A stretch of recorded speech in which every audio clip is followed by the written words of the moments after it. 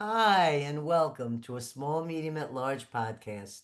I'm your host, Gail Hayssen, bringing you intimate interviews beyond normal boundaries. I want to thank all you listeners for subscribing to our YouTube channel, for listening to us on Spotify, Apple, Google Podcasts, and all other social media sites. I want to thank you all here because it's 4 years now. We've done over 105 shows, and we're really happy to be continuing on with all sorts of new guests and interesting characters. So let me tell you about today's special guest, Amy Robeson.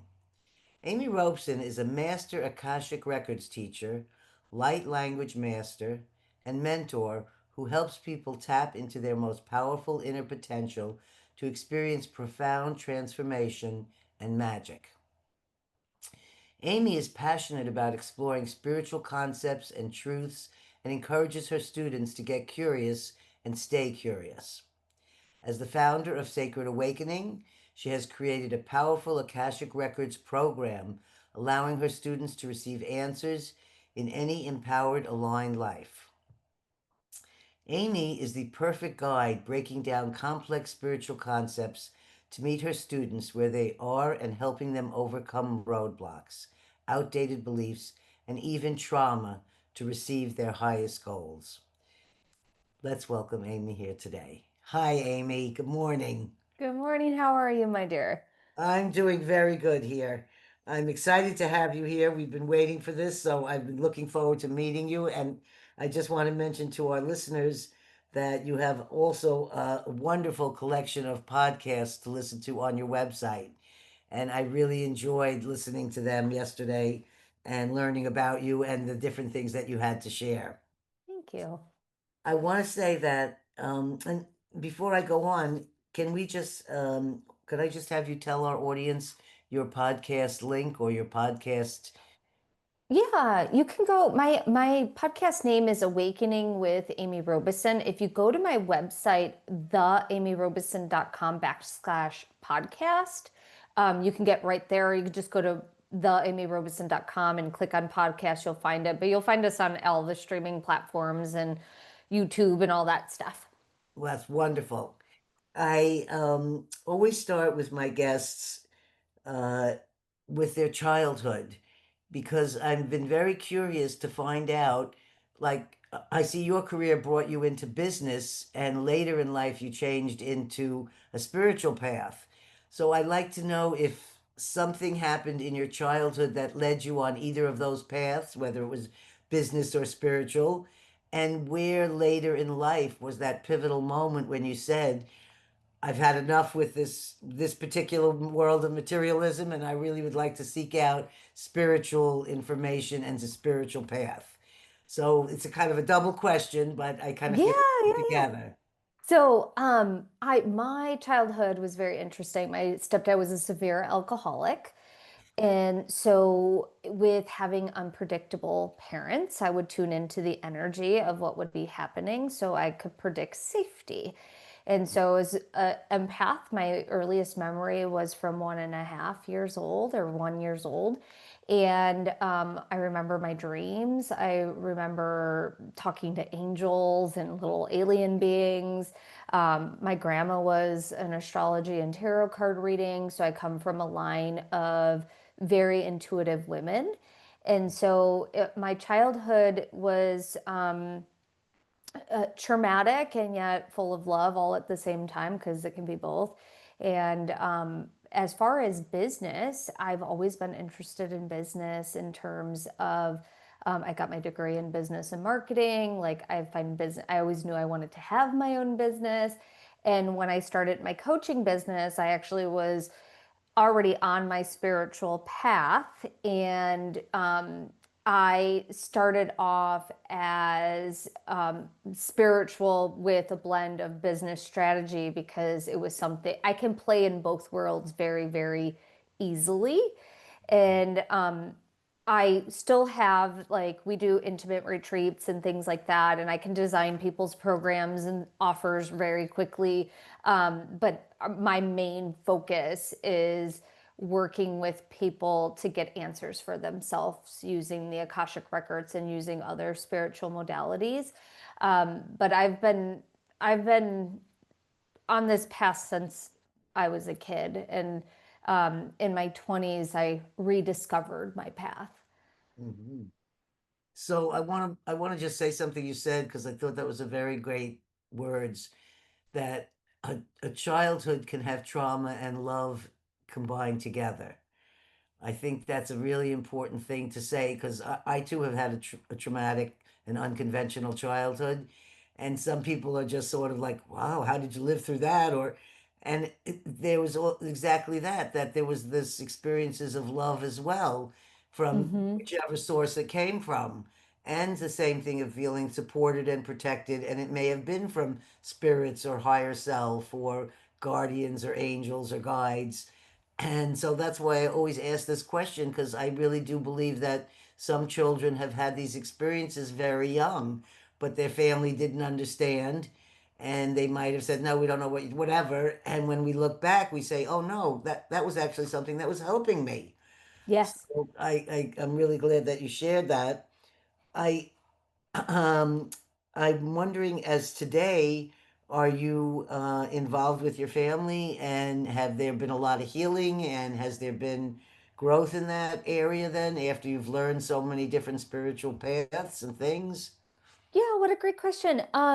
I've always have had relationship with my family. My stepdad unfortunately has transitioned and already passed. And so as far as relationship with him, I have it through spirit and not through physicality.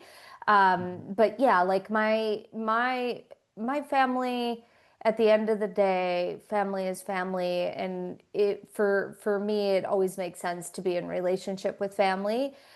For some people, it does not make sense to be in relationship with family. And my sisters and I are very, very close, and so I cherish family. That I'm going to say I agree with you on all those exact, and it's one of the things I try to bring out when I share my stories with other people is that could they let go of what it is in their life when they compare how much another person may have let go, they may be able to start thinking that, maybe I should go back and see my sisters, or maybe I should contact them again. I'm for the healing part of that, if that's possible. And I'm happy to hear that you have relationships with them as well. Yeah, well, you got to keep in mind when you have um, parents, they're wounded children trying to parent children, and their parents did the best that they could do based on what they were given, based on the times of what was normal and what was not. And then my parents did the best that they could do with what they were given based on their trauma responses as well. And so I find it all very fascinating, interesting, curious, gut-wrenching at time, but it's all a part of your story. I, I, I we're on the same page. So for our listeners and for anyone who maybe is not used to the idea of hearing about Akashic Records, could you explain in simple terms what is Akashic Records, and is this something that people have talked about for centuries, or is this something that's just part of the new wave thing, or can you just No, explain yeah, what they've been Akashic around Records? for a long time, since the beginning of time. If you've ever heard of a very famous psychic, his name was Edgar Casey. Edgar Casey would do famous readings, and he had the foresight to have his secretary, which I believe was his wife, document all of his readings and sessions. And what he channeled through was the Akashic records. And so it is not something that's new. It's been around for a really long time. Akash means space in Sanskrit. What the Akashic records are a field of infinite possibilities. Every word, deed, thought from the moment your soul is incepted, meaning when your soul comes into essence, when your soul comes into existence, your soul's journey starts recording in the Akash, and we can open up the Akashic records to receive love and guidance and support in any and all areas of your life. from a place of non-judgment from the masters, teachers, and loved ones. I also refer to them as the guardians of the records. Some people view the Akashic Records as a library. Some people view it as a field in nature. Some people view it as space or um, crystalline. There are so many ways that we can perceive the Akashic Records because the guardians talk to us based on how we will understand the information. And so there is no right or wrong. If you see a library, great. If you see the cosmos, that's great too. If you see nothing, that is great too. All that matters is that you're connecting in and receiving guidance based on what support you are wanting or requiring in the moment. So, do you feel that when we guide ourselves with our intuition, or some of us follow the intuition or the gut feeling we may have, is that then connecting to this Akashic record, or is Sometimes that sometimes? sometimes there are people that are tapping into the records unknowingly. There's people that are tapping in knowingly. Some people are just getting intuitive hunches that aren't necessarily coming from the Akash. So it just depends. Because, I mean, we get messages from spirit guides. Some are part of the masters, teachers, and loved ones, some are not. Some of the information is coming through the Akash, some is not. Everything is energy, so we have the ability to tap into energy. So, do you feel like, besides energy, are we tapping into a consciousness that's still exists after we've left our body? So the everything about your soul, your entire lineage of your soul, is recorded in the Akash.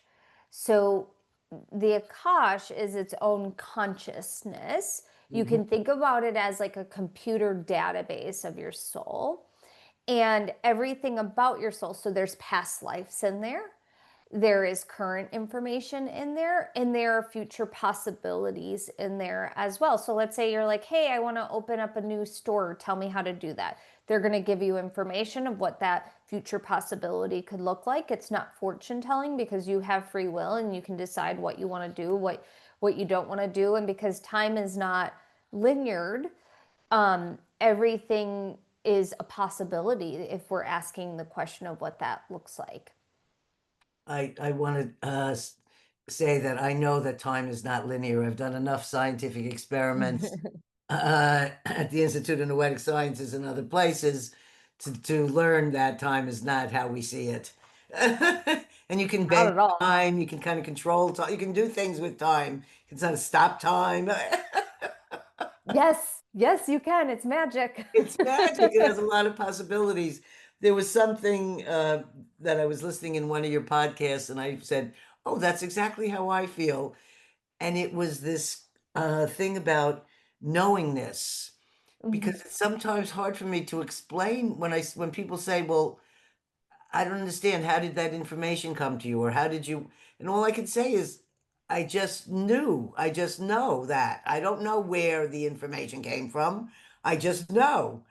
And it always feels very comforting to me to hear other people describe the same experiences we have, and there's some kind of support in knowing that.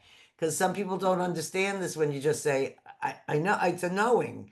And I think that's an important thing for us to also learn about in ourselves if people are exploring their own inner self, and to trust your knowingness. So I now know that you are teaching and you've been educating different people. And is this something you do in courses in the United States where people are taking classes with you and you're teaching them about the Akashic Records? Or what is it what is your teaching about when you have students? Yeah, so I teach online. So we have people from all around the world, from all different walks of life. Mhm. Um, and what in Sacred Awakening, in terms of like the Akashic Records, I teach people how to open the records for themselves and how to open the records for others. Some people want to be practitioners, some people don't. I don't separate the two because, as you know, it's easy to give to others than it is to give to ourselves. Mhm. And especially if you're an empath or very claircognizant, we know people and we can read people really, really quickly. And so when it comes to exploring your records, you're using all of your intuition, your clairs. Even if you don't think you're intuitive, everyone's intuitive. They just need to work out those muscles. And so when you learn for how to read for yourself, that looks one way. And then when you give a reading to someone else, that's when like the magic starts to happen, because then you start to see, oh, this is how I do it for other people. Let me open that up for myself, because sometimes giving ourselves information can be the most difficult in the beginning. Even if you're a seasoned practitioner, sometimes we forget all the tools that we have in our toolbox. And so having that contrast is really nice. And then you also get to strengthen the clairs. Yeah, I always try to tell people about listening to their inner voice because it's so quiet when they haven't been listening to it for a while. And then the more that they listen, the voice becomes stronger and louder. And then there's a point where you get to like, oh yeah, I'm supposed to do that. You know, you don't question where the voice is or how come you're hearing something. You know right then and there that that's correct information. I think these are important tools for our toolbox to be functioning in the world today. Um, I was wondering, and when you're doing the Akashic records, are there is that where there's also angels and guides? Are they there assisting, or are they a separate entity unto the Akashic record? No, so the guardians of the records, also known as the masters, teachers, and loved ones, can include angels, ascended masters, um, gods, goddesses, Hmm. um, ancestors. They just have to vibrate at a certain frequency to support being a guardian or a guide within the Akash. We can have spirit guides that are not a part of the Akash, and then we have guides that are a part of the Akash. And with that, they switch out based on what we're asking. And the best example that I can give you for this is you would never go to a car mechanic to get your tooth fixed. You would go to a dentist. And Hmm. so, just like the guides, they have certain abilities, certain expertise, and based on what you're needing and requiring support in the moment, is who will show up and who will talk and share and support in the moment. And so, angels, all of it, they're all a part of it. I've always, uh, I've my listeners know that I've been involved in paranormal and things like this since a child. But what I wonder about is I've never I've never had like an image or a name to whether it was an angel that was there for me or it was a guide there for me. I've just always accepted what's there or listened to the voices I hear, but I've never been able to like define it as somebody's or like as some particular. And other people Yeah. will go like, "Oh, my guide is here on the right, and my angels have been over here," and I'm like, I'm looking around, and I was initiated as a Buryat Mongolian shaman in 2011 by a visiting Mongolian shaman. And she said it was because there were spirits all around me. So I'm just, I don't know. For myself, I have sense and knowingness of things, but I would never be able to say to someone, oh, yeah, and I see all the spirits around you and I see the angels around. That's something that comes along more developed later, or is that something Gail, that I'm gonna tell you something because you're gonna laugh because okay. you and I are very similar. So I will have students that will tell me, "Oh, this guide's name is this person and this name is this person." I don't ask. It doesn't, unless it dawns on me to ask. I don't ask. It's not, I know their energy, like I know their frequency, and they know my frequency. And so it's just not a part of asking. And it's funny because I did an interview with Michael Ford, and he's a really fun guy. He'll like show you all these images, and like I'm channeling all this information, and he shows me an image. And I was like, that's my angel I've been talking to since I was a kid. Ah, That's when I found out her name. name. And I just laughed because I have been talking to this angel since I was a kid, and I didn't know her name.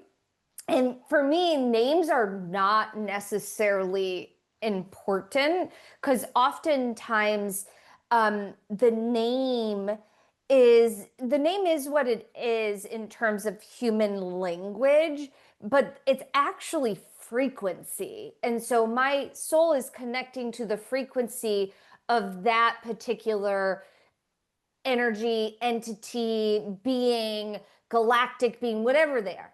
And I'm recognizing them and they're recognizing me. Sometimes I see them, sometimes I don't. A lot of times it's more of a knowing or a hearing, but I don't ask. I do not ask names. Even to this day, I still don't ask names. And again, I just, but I'm always fascinated by my students that are so curious about that because that is important to them. And that's the cool thing about navigating this whole path is some of us are going to ask these questions and some of us are going to ask completely different questions because it's not important to us.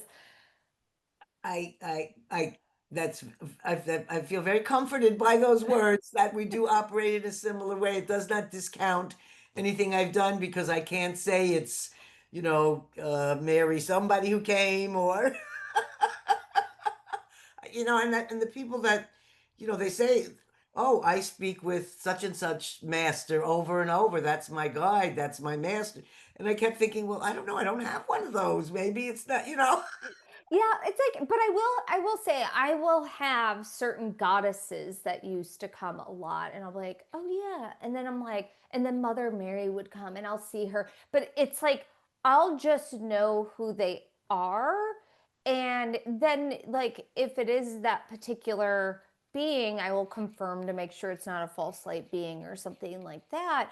But it's like sometimes like I could work with someone, a being for a really long time, like over 40 years of my life, and not Right. know the name. So I Okay. appreciate you. Yes. And it doesn't mean that the being is any less at all just because we haven't given them a name to it. No. And also, from all these interviews I've done, and I used to do some other things, assisting people who would have psychic experiences and they'd never had them and they'd be scared, and I would answer their emails for them, trying to guide them along that no, it's not a terrible thing. Your child is seeing, your mother that's dead or whatever. I would always try to do things to help out that way.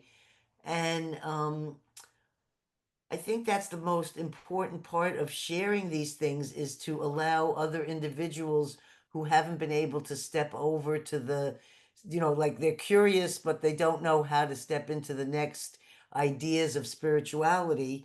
And when you have people like yourself speaking about these things or offering guidance, they have a place to go to be able to then start to search out this. And I do feel like in the world right now, it does seem to be that there's more of that interest in this now.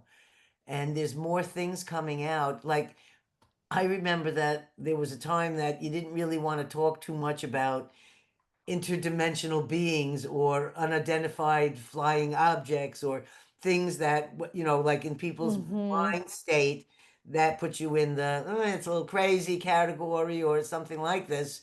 Now it's becoming common talk, Oh, for you know, sure. We're going to have everywhere. open contact. Like it's all happening. So people that want to not believe it, like there's going to be very big truths that are going to come out in our lifetime that we are going to see. And some people are not going to like it, but it's already happened. It's been happening for a really long time. So it's just the matter of what does that look like in terms of like formal open contact and for the masses, and then like how do we navigate that next chapter because it's happening. I don't, if you like it or not, it's happening.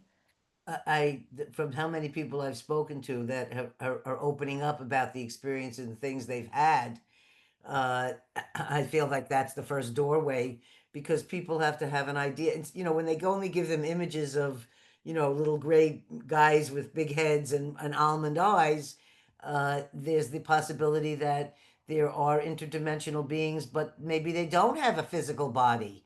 Maybe it all has to do Mhm. with frequencies and energies, and they're functioning on a level that's higher than the necessary thing of having the body. Or maybe Yeah. that's what's being presented to the masses so that they can kind of get a concept. Or I find it interesting just to watch all of this unfolding and how the media now has stories about things in the government that they hid and now they're coming out Oh, with it. And yeah. And it's they just slid out some of that information during COVID. So, right. just let's slide that out. Like, let's see if people are paying attention. But I remember, so one of my very first teachers, I did this soul reading with her, and in the reading, she said, we're gonna be able to talk to aliens on the computer. And at the time, I was like, what? And then, like, I don't know, maybe this was like 2016 or 17.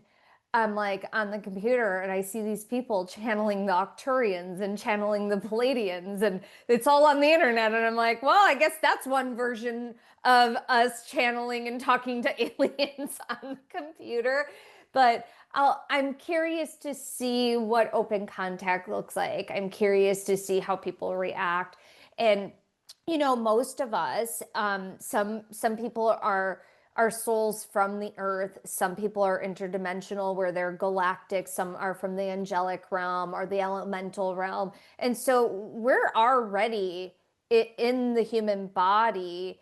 You might not be from earth, and that's okay. Like, most of my people are star seeds. They're not from earth. And so I think it's all very fascinating, because we all took on missions to come here for some reason. And so, what does that look like? And can we give ourselves permission to work through the mess and work through the feelings and work through the emotions, so we can do what we're meant to do and work through our stuff? I Because of my podcast, I've met so many different people around the world, and some of them have become my dear friends, and some of them have helped me. And I'm hoping that when other listeners, listen to a small, medium, at large podcast, they get a jewel or a gem or some little something out of it for themselves. But I had always had like a fear around the interaction or abduction, and I'd had a very frightening experience like that in my 20s. And I'm 70 now, so this was quite a long time ago. And I would never speak about it. And it Mm. was always such a, like, I knew something had happened. I knew it was scared me to death.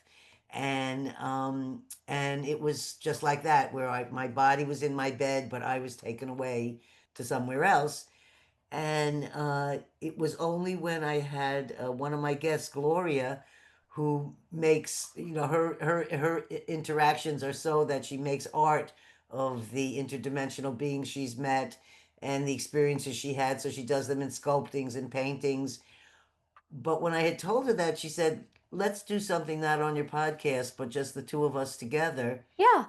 And she just, I don't know, we spent an hour or whatever, and she just asked me questions. I relived the experience, and she was able to show me that there was nothing to be afraid of, and that it was Yeah. all to be welcoming and open. So I have a whole, after that work with her, which was about a year ago, I've had nothing but, oh, I'm open to anything in that field now. If you want to talk about this or that, it's not bringing fear into me. I'm not worried that someone's abducting Good. me.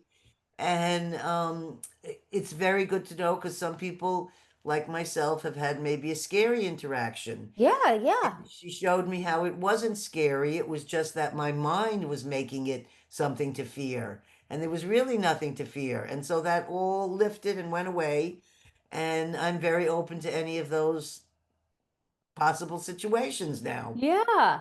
So tell me, when you've done work with your students, is Hmm. there a story that maybe you could share that stands out, where there was a very large or very important transformation for someone, or the light bulb went off after they were learning about the different things that you had to offer, or some shift that happened for them. Yeah. Maybe they were a movie executive and all of a sudden they became a yogi. I mean, anything like that. Yeah. So I'll share a couple things. One is um in Sacred Awakening, this is our level one Akashic Record program. It's 4 months long. And the cool part about it is people have life changing shifts in just 4 months. Like they're completely different people. And the main thing that most people will like comment on and share with me is that they just have a different relationship with themselves. They feel different, they're showing up differently, they're thinking differently, they're maybe not as anxious or not as scared or not as worried, whatever the big emotions that are there are consuming them, and they just start living and they start being curious. um, I've seen big shifts from changing relationships with parents, healing mother wounds, healing father wounds. I've seen people that are like, I'm not intuitive at all. Like, I don't think I can do this. I just wanted to do it to prove you wrong. And guess what? They have an intuitive business doing readings and healings. So it's really cool to see the massive transformation. And the biggest thing I can say is it's just life changing. Like I never expected to be talking to you or doing this type of work or even teaching the Akashic Records. Like never once was that on my radar. It just it became what I was supposed to do. And the records start speaking to people when they are ready. They start making themselves known.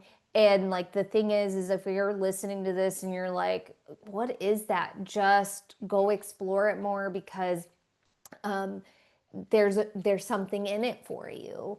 And if I'm not your cup of tea, go find someone that is your cup of tea because the records can be truly life changing and transformational because everybody wants a good relationship with themselves. Who doesn't? Like, you want to be able to show up for yourself and think of yourself in a positive way, cheer yourself on, love yourself, be proud of yourself, approve of yourself, all of those things. And we all deserve that.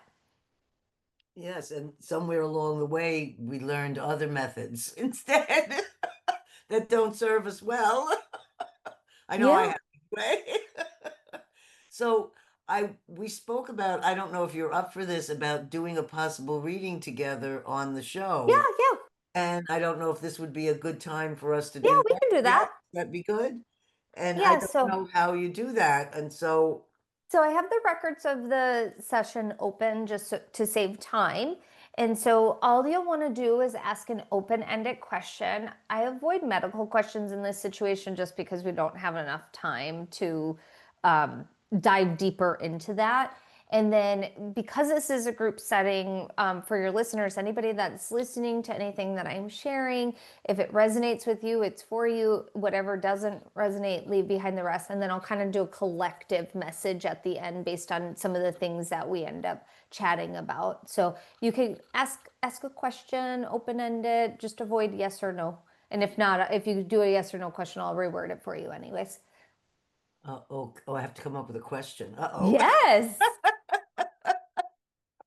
So, and it doesn't have to be a medical question, or you said it No, should. no matter. Yeah, just Yeah. I'm avoiding medical questions just because Yeah. I want to make sure that we have enough time to Uh, go into that.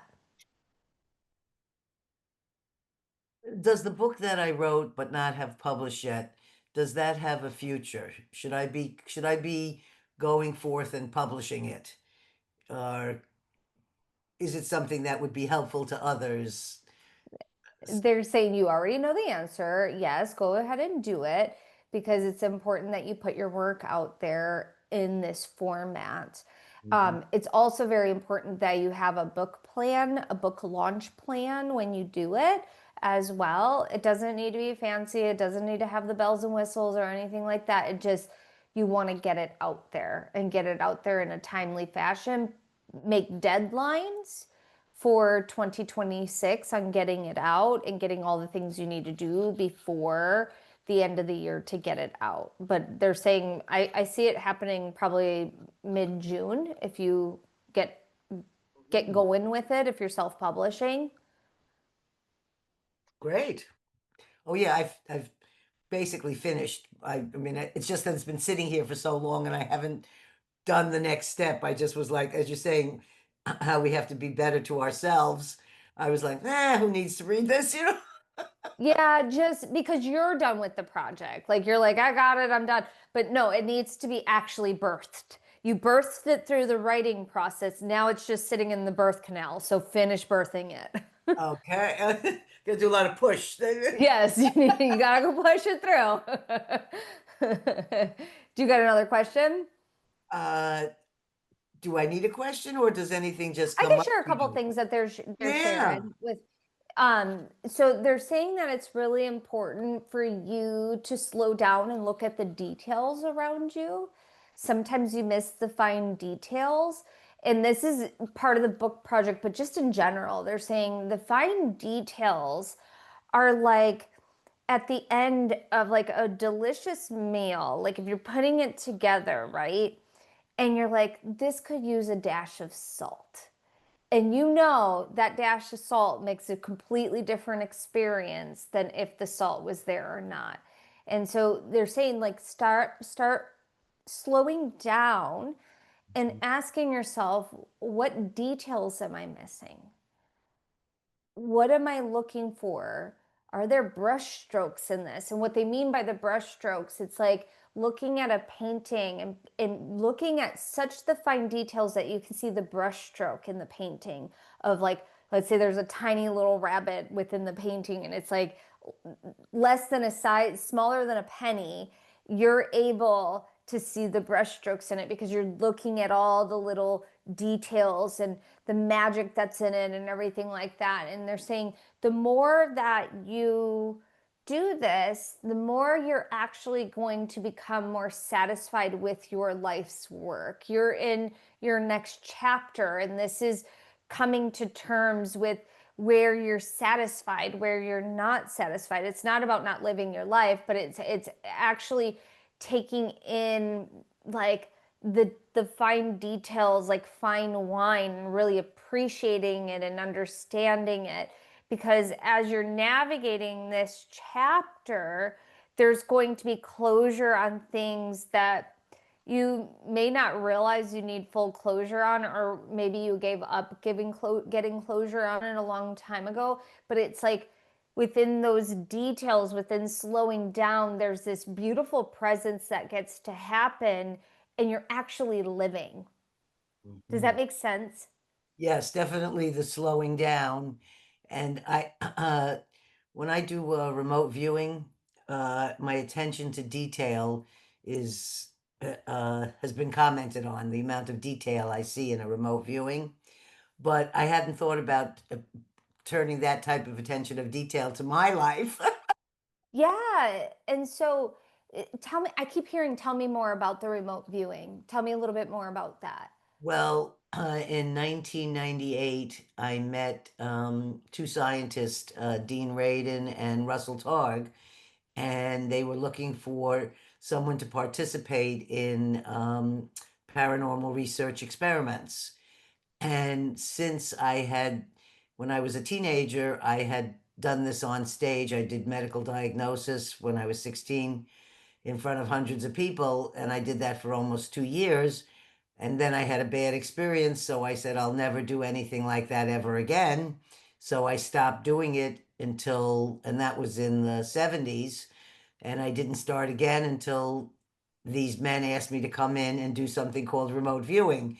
But I didn't get trained or anything. I just laid down on the floor in the office, and Russell said to me, okay, at 3 o'clock, a photo is going to be picked out, a random number generator on the computer, and we're going to see some place in the world from National Geographic photos. And we want you to draw here at 1 o'clock what's going to be picked at 3 o'clock. Okay. So it's called precognitive remote viewing, where you, Okay. so I didn't know that I could do this. And this started a whole series of me being involved in all these experiments. and doing remote viewing. Dean has shown two of my remote viewings at lectures for the Navy. So I've done, work that was good enough, but I never Of think of course. myself as a remote viewer or that I'm a remote viewer. It's something I can do that Yeah. is, but I don't So identify like that, I'm a that. thank you for sharing that story. And so what they're saying is this is the detail part. This is the part where even sharing the story, you started remembering details Mhm. about the story. And I bet you if we had more time, you can go through a lot of details from the story. And that's what they're wanting you to do is like slow down, get into the details, get into the because part of this is your um your giving yourself permission to witness yourself as you're witnessing yourself. And Mhm. then the detail part too is about being present and giving yourself permission to just really recognize what's around you and see what's around you. And like you have a natural candid ability to do this, but it's like it's time for you to do it in your own life.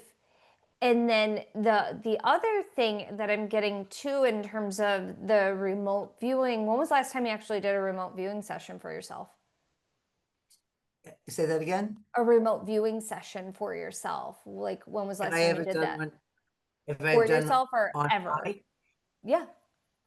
Oh, I do that. I just did a whole series with Russell. I don't know, 6 months ago, or uh, and we photographed. We did them. We had to do them over Zoom because he's down in Palo Alto. But we just did a whole series of them, just for there was no particular goal like what we were going to do with them after. It was Perfect. just, yeah, just to do them. And it was wonderful. In fact, do you see that Raggedy Ann doll Yes, that's in the corner there? That's I every noticed time I her. do a remote viewing with Russell, he gives me the object. So I had remote viewed that Raggedy Ann doll, and I have a whole bunch of things here that are objects that we did remote Oh, viewing with. I Very love fun. that. So, What? I'm not an expert in remote viewing, but what I'm hearing to suggest that you do remote viewing on is your book and your book launch. Oh, I never thought of that. And see So where. I call this timeline hopping. Many people have asked me about it because I'm like, oh, I just look down the timeline and I see what's happening. And I've had George Norrie ask me, it's like, is that remote viewing? That sounds like remote viewing. I'm like, I don't know much about remote viewing. But what I usually like to tune into is looking at the, like, I will see where I'm at on the timeline and it will give me great comfort in seeing where that success is. And so, what you can do is look at the success of the book and the trajectory of the launch and things like that on where what that looks like and what you want to do with it and things like that in terms of making it a success, and it will give you like a coordinate for when to actually drop the launch, when to do certain things with the launch as well. So you're saying then, like, whether it's a meditative or calm state or whatever particular place I'm in, I would then address or ask, like I do internal question, and ask, can you please show me the timeline for the future for the release of the Mm-hmm. book that I would like to get out there? And I know that half the problem is that it's a book about all my life experiences. So since it's Mm-hmm. so hard for me to say who would want to read that, but it really Lots of people. it's an interesting story, but Well, you're an interesting person who wouldn't want to run or read it. so I need to change my mindset to that, where of course they would want to instead of why would Mm-hmm. they want to? Yes, yes. I mean, So, just thinking about some of the fascinating stories you just told me, I'm like, ooh. And like, there's wisdom in age. Like, mhm. when we've had so many experiences, and it like it doesn't matter how old we are or anything like that, but there's chapters, chapters and chapters we get to live, and you have lots of chapters that you can share, and you've already written it, so just do it. No, and not only this, I just this August, I I had a chapter that was, I now think will be my end of my book, even though I'd finished it. But I had family that I never got to meet. And this August, I got to meet my 60-year-old brother, who we both had the same mother, and he never knew I existed. And I always knew about him for the last, 50 something years, but I'd never seen a picture of him. I only knew his name was Fred. And I had finally, I mean, I had truthfully, up until this 70th year, I had always was hoping that somehow we would find each other and meet. Oh, And then I gave it up. And I said, "Yo, I have to let go of this. This is not going to happen. I've waited, this many 50 years or whatever." And sure enough, within a few months of letting go of it, we ended up getting connected, got to meet each other.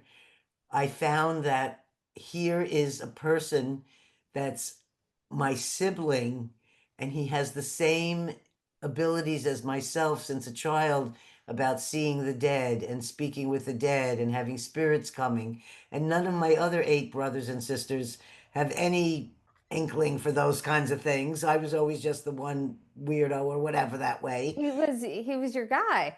And he's my guy, and you wait an entire lifetime, never think or know that this could happen. So like my chapters don't even, they keep, another chapter keeps happening.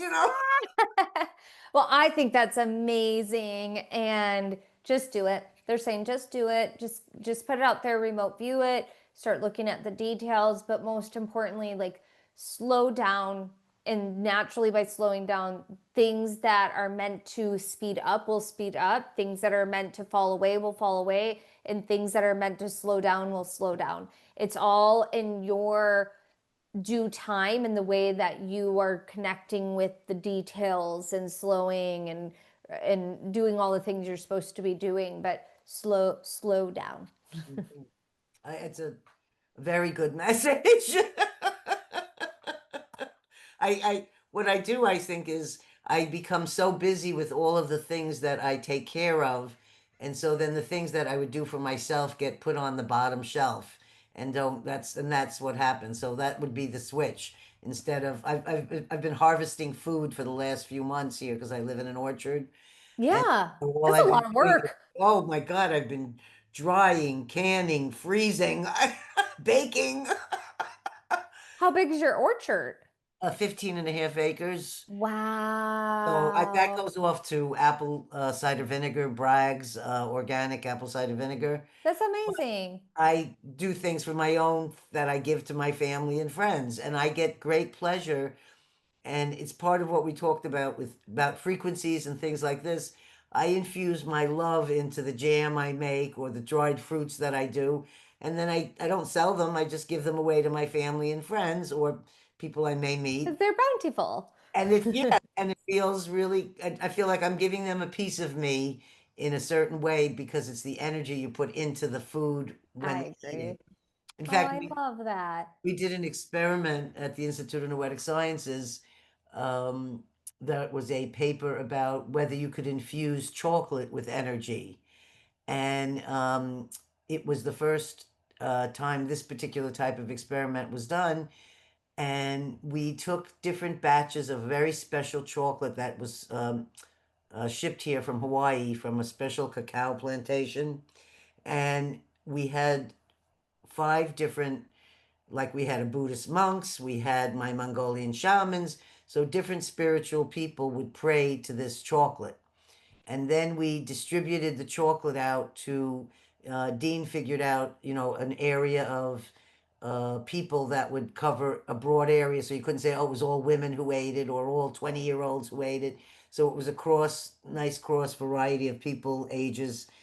And they would have to eat the chocolate each day at a set time for a week. And then they had to fill out a form, a psychological, professional form about how they felt after the chocolate. And then there was the placebo chocolate where people were sent chocolate that was not blessed. And they didn't know that. Nobody knew except for me Which one? which ones were which.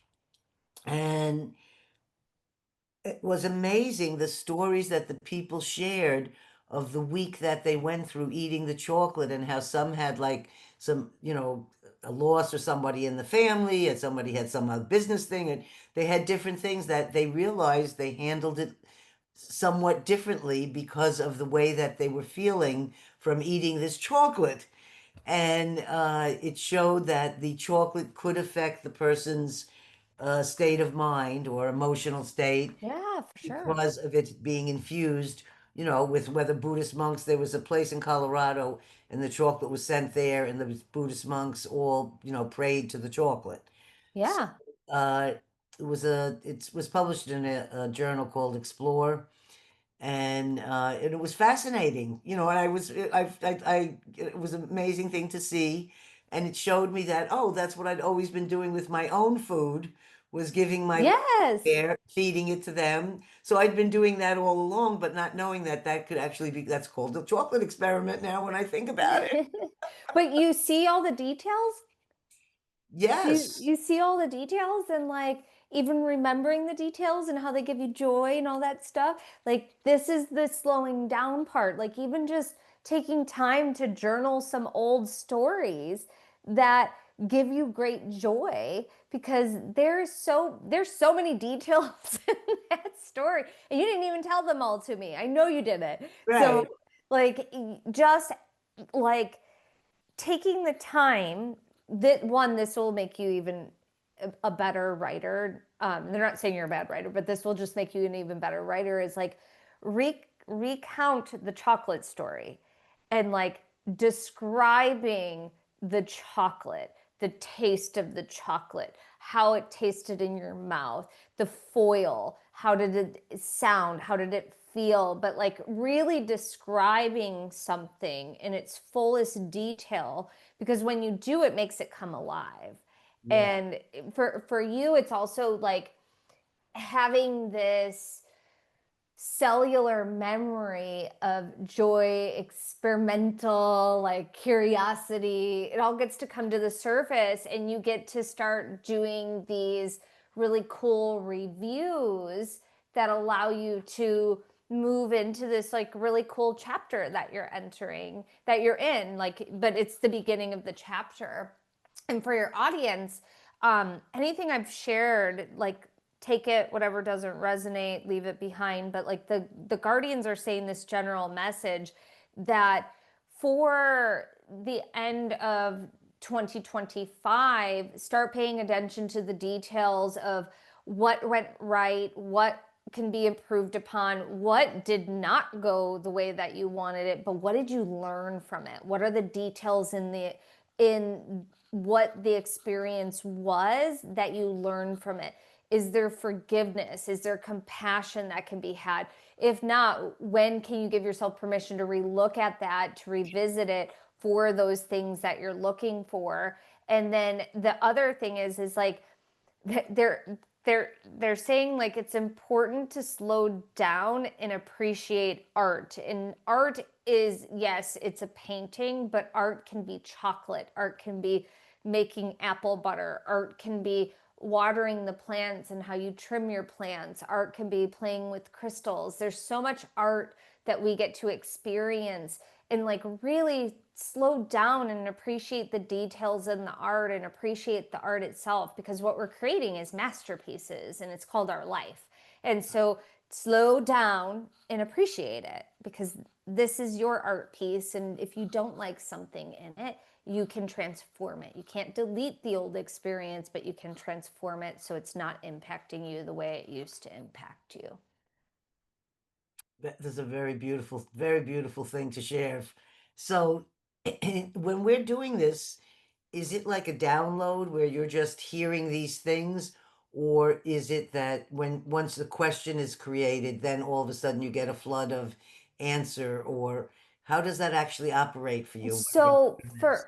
for me, I'm very claircognizant. So a lot of times I will witness what I'm channeling as you're witnessing it.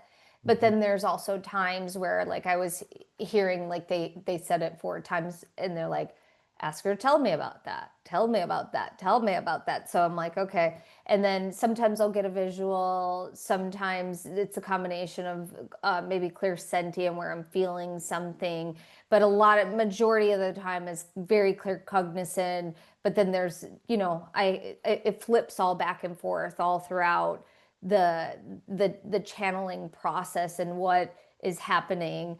And so I just witness it. And if there's a visual, great. If there's a knowing, great. It's just a part of the process.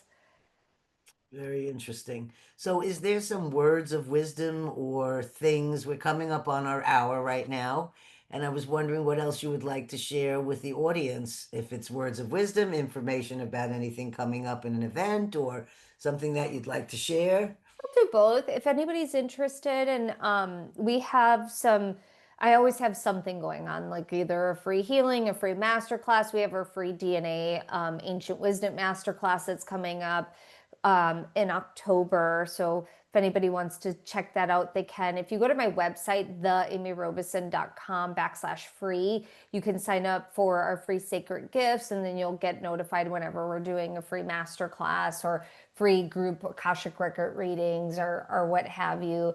And then the final message that I'm hearing is I'm not sure, Gail, if you're a big crystal person or not, but I'm like hearing this really clear to make sure Yeah, um, I have a lot of that, crystals. oh, good. Um, it's really important for you um, to work with amethyst at the end of the year, like for the rest of the year. Doesn't mean it's going to be your stone next year. It's going to be a different stone, but like that's what they're suggesting. And for your audience, they're suggesting if you're not a crystal person, this is okay. But if you're a crystal person, pick a crystal that you want to support you for the rest of the year. It could be a different crystal each week. The main thing is work with the crystalline energy because the crystalline energy provides stable energy that can support us as we're looking at these details and we're paying attention to what we liked, what we didn't like. And then it's also transmuting things that are coming up for you to heal that you want to improve upon or you want to heal from as well. And so, whatever the crystal is, trust what you're getting and work with it. Mhm. I find I've been given crystals from different shamans and teachers, and I think the uh, very special crystal was given to me where there's a Buddha carved in the crystal, Yeah. and it was given to me by you're probably too young to know about these, but back in the 60s there were these the revolutionaries running around, and we had uh, oh God, where's my brain? Abby Hoffman. And Okay. Abby Hoffman was he was part of this Democratic convention thing that happened, and he was in the news all the time. So his wife and I became friends in her years when she was dying of cancer.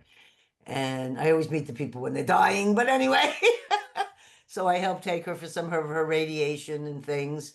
And then when had our last visit, our goodbye visit, she gave me her crystal. And she said, this crystal, she said, was given to me by someone that the Dalai Lama had blessed this crystal. Oh, That anytime I had pain, I just held this crystal in my hand and the pain would go away. And she said, and I want you to have this. And I've always held this and kept this as a very special thing. But I oh. wonder about when crystals, like we talk about, like sometimes I guess you take a crystal to the ocean and you can cleanse the crystal because crystals, I feel like they can have vibrational things and we may be getting the wrong message. We should always clean the crystals. Yeah, we want to clean them, but like selenite is a great crystal to clean. Not every crystal can go in water. So when it comes to certain crystals, you can use other crystals to clear them. So selenite's a good one. You can also use sunlight or But you don't want to keep them in direct sunlight too long because they can lose their polish or they can melt depending on what type of crystal it is. You can Wow. use sound, you can use, so your drum back there, you can clear them with drums, you can use smoke, you can use energy healing, Reiki, light language. There's all sorts of different ways to clear them. The main thing is that you're clearing them because they get full like we do, depending on what type it is. Like selenite, you never need to clear, but I still clear all my crystals just because, like they all want a little nice energy zap. Yes, I think most of my crystals are quartz. They're probably all quartz crystals, more like see-through. Yeah. And I've always felt a very strong attraction to the amethyst. And I have little clumps of amethysts around in play, where it's still in the rock. And so I thought that was a very good one that they picked because I've always felt very close to that particular crystal. Yeah. So they say use that until June of 2026, and then it's time to go to a different crystal after that. So amethyst you can use till the end of the year. And Okay. then And you can, yeah, end of the year. But if you are like, no, I still want to work with this, like I'll go through stages where like lepidolite when I was pregnant during 2020, like that was my stone for 2 full years. Like that was the stone that I required for balancing and keeping my nervous system at a calm place. And so I love lepidolite.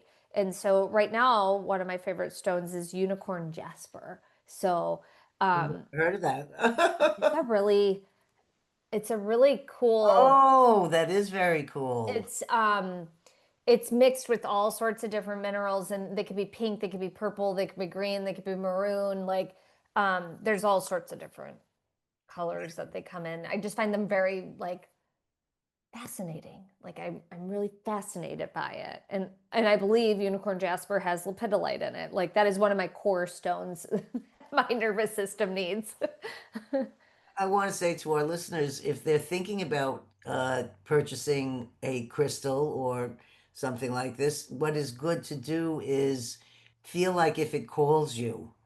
Like if you walk into a store that has all these different crystals, is there one that you feel like attracted to or that it's drawn, you get drawn to it? Doesn't have to be the $2,000 one. No, no, if you're holding it in your hand and you can't put it down or you can't stop thinking about it, buy that crystal.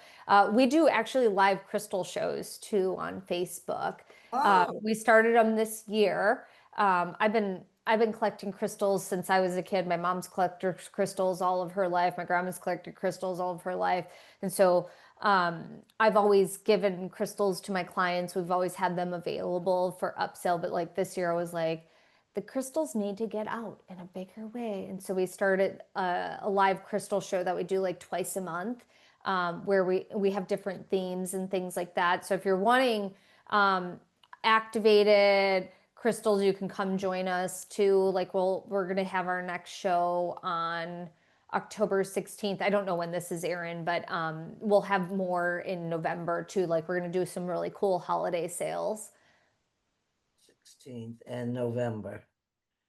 Okay. Uh, I think my personal feeling is I prefer the crystals that I either purchased or received from a person's more than I did, at a store Yes. because they have a personal relationship with those crystals, and it's not the same as when they're sort of just randomly sitting there. So I'd like the idea of you doing something like that if you. Oh, I love them. Like I activate them. I do all sorts of different things with them. Like this year, I've been selling crystals for a really long time, and this year I went crazy. Like my husband's like, "What are you doing?" I'm like, "I don't know." Like I bought way too many, way more than I normally do, and so but I had this pull because they're wanting to get out there in a bigger way, and they have keys and codes for us. Like the crystals have all sorts of different, they're little light beings inside of them and that want to travel the world and get out and help us. And so how do we do that and what does that look like? Because like there's just so many things that want to be activated with them, and they can help us. And so this year I went insane. Well, I have to, well, I really love the crystal wands. Mm-hmm. And I was looking into some, and Dean had showed me some he had seen that were amazing. And there's some people who create just one of a kind. There's not another one of that Yep. particular thing. And we talk about, infusing it. Well, those crystals carry information, messages, energy, and frequencies. Yes. So I think and it's also, isn't it a pretty ancient form of divination or of powerful? I mean, was that part? Working with crystals, the Lemurians worked with crystals, Right. the Atlanteans worked with crystals. We work with crystals. What is in our computers? What is in our, like, we work with crystals all the time. And I don't think people quite understand the extent of how much technology crystals provide. And so, and then we go down these rabbit holes of, there's different paths with crystals that people can take. Like you have the gemologists that are very into the proper terms and everything like that. I'm not that person. I find whatever path you're on, do that path because like whatever works for you. I'm more into the metaphysical, more into I know I am drawn to this. I can't stop thinking about it. I Mhm. know that I'm supposed to work with it. I know I'm supposed to do something with it. And a lot of times for me, it's I'm I'm I am a part of bringing them forward to where they're supposed to go as well because there's things where I'm just like, man, I don't I don't really want to buy that right now, but I know that I already can see all the people that they're supposed to go to. So I'm like, okay, we'll do this. And so this year, it's not a part of my business plan to have the live show. But it was just like something that I was like, and I trust whenever I'm being guided to do something, I trust it and I do it, and it's been really well. And I don't know what we're doing next year with it just because it was never part of my business plan. It just was like, okay, I guess we're doing that this year. And so we'll see what happens, but like I trust that where we're going with this and what I'm supposed to do with the crystals and how I'm supposed to help them get out. I just trust that it's all meant to be where it's meant to go, and it's really neat because I've seen things I've never seen before, what I'm finding, and then I'm seeing things I haven't seen in a really long time that I've been looking for a very long time, and I'm finding them. So it's like it's really fun to be on the hunt. Uh-huh. I took a spiritual class from Shirley MacLaine about 30 years ago, maybe 30 or 40 years ago, and it was in New Mexico. And I think it was in Albuquerque because that's where they had the big hotels or whatever. And she said that she loved the New Mexico so much. I don't remember which city it was, but she said underneath it's all crystals in the ground. Mhm. And that being in that area, just the frequencies of the crystals embedded underneath you in the grounds is what is elevating the energy and of the people that are living in that particular area. I can't remember if it was Taos or I don't remember the name of which, but in New Mexico, it's some places are built over areas that are completely crystals underneath. And there is a more, well, that's what she was very into crystals. And she Yeah, would also do all of her images with your chakras would all be crystals. And I she love would that. be each time she would be twirling the sacrum shot or the solar plexus, whichever one, and her whole vision was flecking them with crystals, crystals, crystals. And I've kept that as a very wonderful image in working with chakras ever since. It just Yes. seems like a beautiful way to recharge and cleanse that part of your invisible self. Yeah. Anyway, It's really neat to see and to witness because you can see when the chakras in balance when you add a crystal to it. It's really cool to see and to witness. yes. So, is there anything else we'd like to say? I think we're good, Gail. If anybody wants to find that free gift, just go to my website, theamyrobeson.com, and that's TheAmyRobeson.com. Wonderful. Well, I want to say it took us a while to finally get our show together with Yes. each other, but I'm really glad that we did. If you ever need a guest on your podcast, I'm always happy to be a guest anywhere. And we will be looking forward to possibly having you again in the future and talking Yeah. about some other things. Thanks for having me. This was fun. Thank you so much. It was really a great way to start my morning with you. So I know it's going to be a high energy day all day now. So I'm really grateful. All right. So I want to say thank you to Amy. I want to thank you to all our listeners for liking, sharing, and subscribing. And we look forward to seeing you at our next interviews. And have a wonderful, wonderful week. And please remember, share your stories because stories can heal.